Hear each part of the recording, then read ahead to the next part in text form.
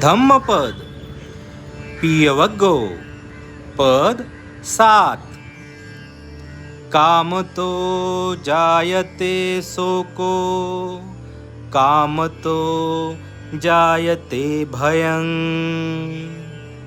कामतो विप्पमुत्तस्य नत्थी शोको कुतो भयं.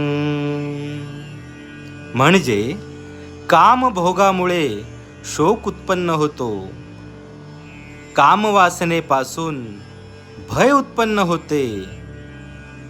जो कामवासना मुक्त आहे त्याला शोक होत नाही, तर मग भय कुठून होईल.